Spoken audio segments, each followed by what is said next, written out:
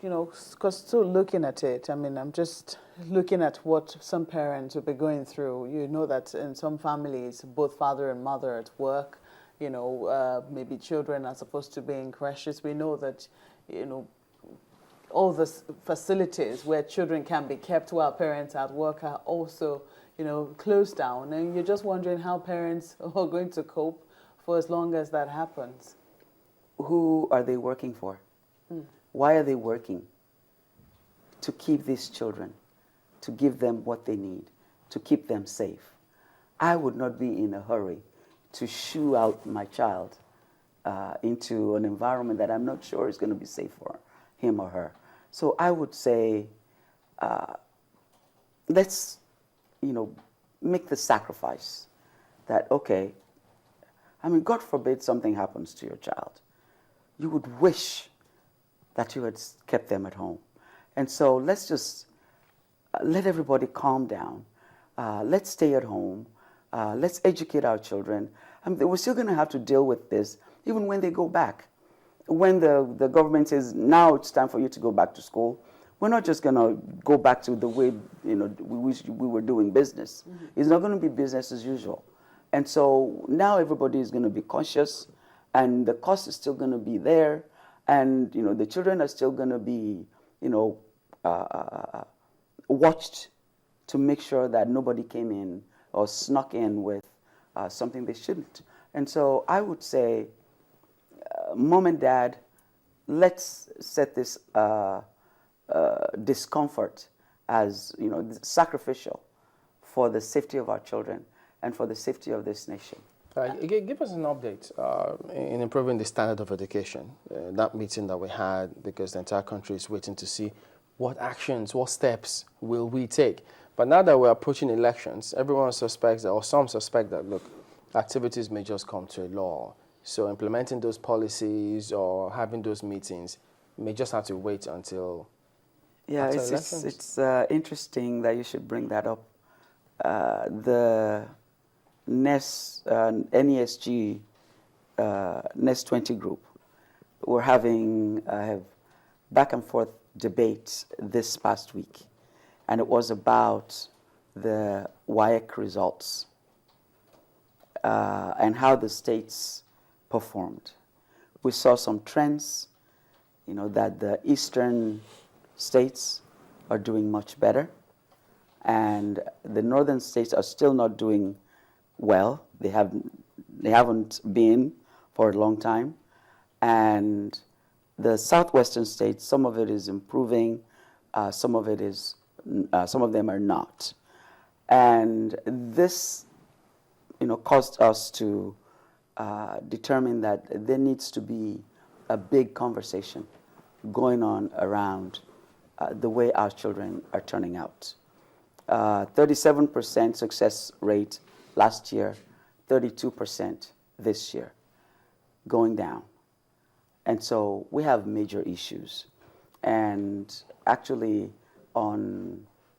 tomorrow, there's going to be, again, a meeting of those of us who were part of the NEST 20 to now, map the way forward. And the deal is, are we just simply focusing on the results that come out of WAEC and NECO, and this is putting them on the path to university education, and so we're happy?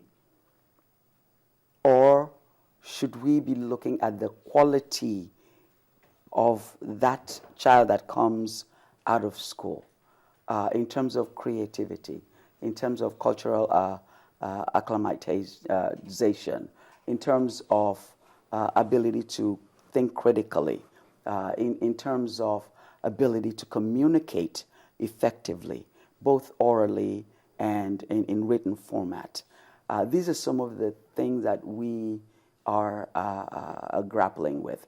And we have subcommittees of the group that are working on different aspects of the recommendations that came out of NEST 20. It's not going to be an overnight success or solution, but we're hoping that some changes will begin to take place. A lot of private initiatives are going on.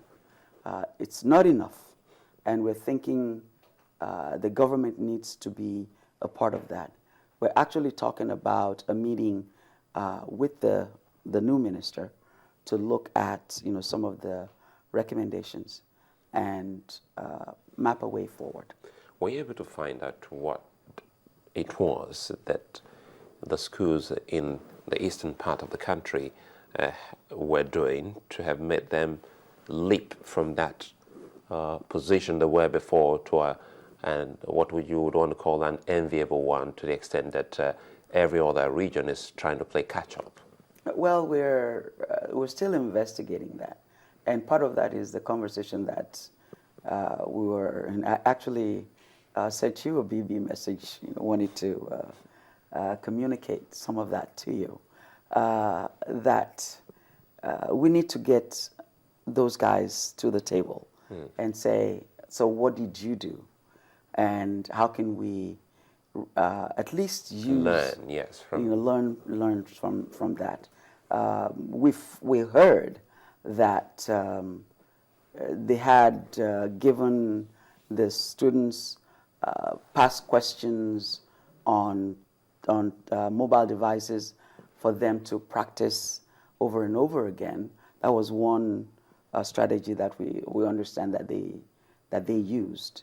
They've also been able to reverse the trend of the boys not being in school.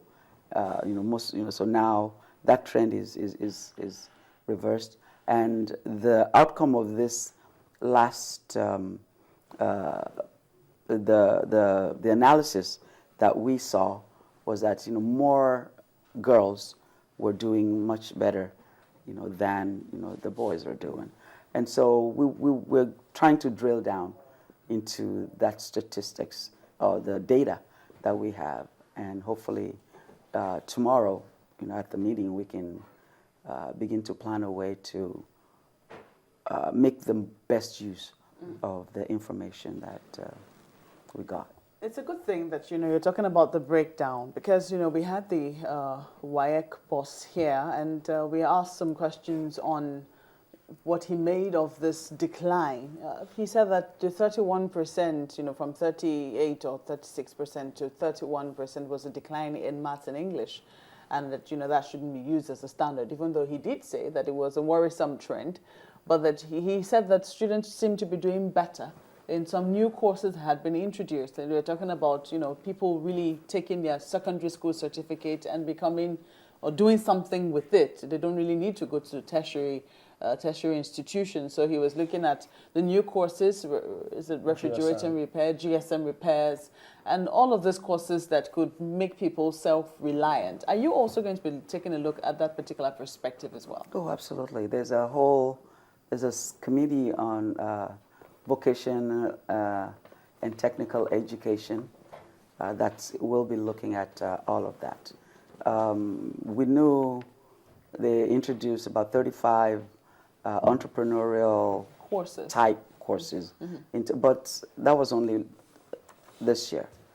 Now we need to see if the schools are even equipped enough for them to properly teach these courses.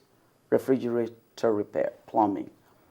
Do we have the equipment in these schools to properly train the students? Or are we going to do theoretical again as we used to? They can see these things in pictures, but they've never actually handled it. So I'm hoping that the schools are ready and that they are taking on the challenge of doing this right. Well, what do you make of the introduction of those courses? Do you think that it takes away from the technical colleges?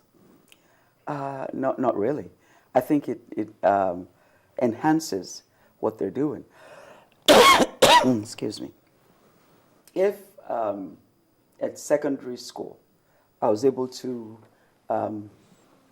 work on this type of course, when I get to the technical college, I'm going to be more proficient at it. So it's not going to be something that is totally new at that level for me.